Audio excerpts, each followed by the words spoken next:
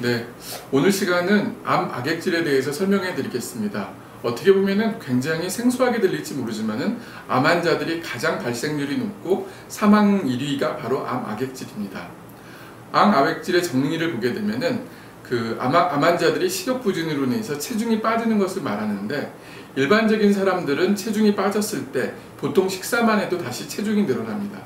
그러나 암 환자분들 같은 경우는 악액질이 생기는 경우 일반적인 식사를 통해서는 절대 체중이 늘어나지 않고 오히려 이제 더 나빠지는 과정들을 거치는 경우가 많습니다. 그래서 암 환자들한테 악액질은 굉장히 무서운 질병 중에 하나입니다. 실제 암 환자들의 암 악액질의 발생 빈도는 어느 정도나 될까요? 우리가 알고 있는 것보다 굉장히 많습니다. 거의 대부분의 환자들이 알게 모르게 조금씩은 암 악액질을 갖고 있습니다. 그래서 사람들이 암 환자들이 암으로 죽는 게 아니라 굶어서 죽는다는 말이 나올 정도로 무서운데요. 그 이유는 보통 세 가지를 들고 있습니다.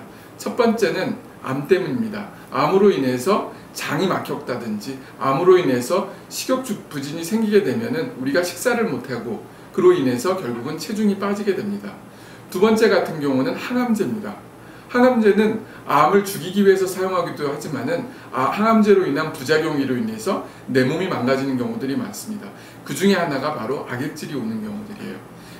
항암제를 쓰게 되면은 우리 몸의 대사들이 굉장히 빨라져요. 그래서 세포 대사로 인해 체중이 기본적으로 빠지게 되고요. 또 하나는 식욕 부진, 오심구토를 통해서 식사량이 줄어들게 됐습니다. 그렇기 때문에 체중이 빠지는 거고요.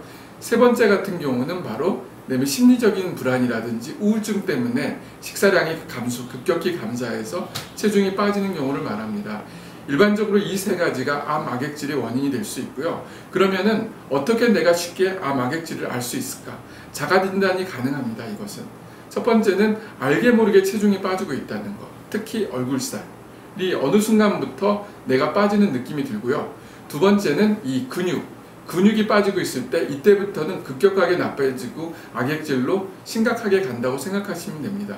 그래서 이 매일같이 내가 거울을 한번 봤을 때 내 표정이라든지 내 얼굴살이 어느 정도 있는지에 따라서 내가 지금 건강하고 악액질로 가지 않는다는 것을 알 수가 있습니다.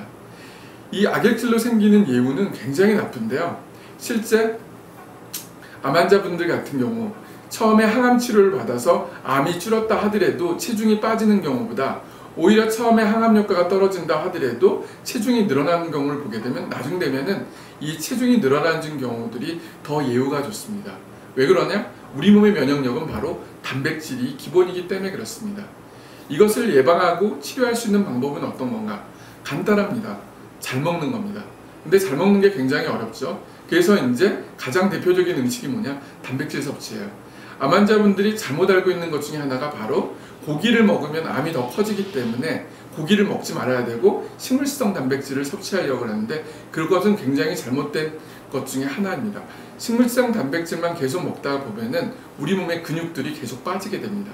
그럼 어느 순간에 내 몸의 면역력이 떨어지기 때문에 결국 이겨낼 수가 없습니다. 그래서 저희 병원 영양팀 온도테이블에서 이제 개발한 항암 주스가 있는데, 그게 뭐냐 하면은 바로 일명 치킨 주스라고도 말하고 있습니다.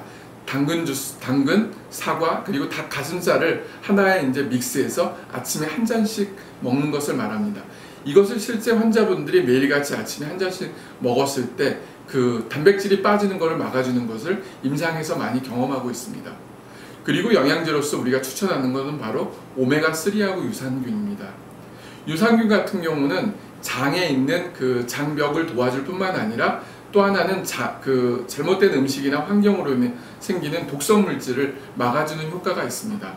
그리고 오메가3 같은 경우는 우리 몸의 염증을 없애주고 또 하나는 단백질이 파괴되고 소모되는 것을 막아주는 효과가 있기 때문에 이 두 영양제는 꼭 드시는 게 좋습니다.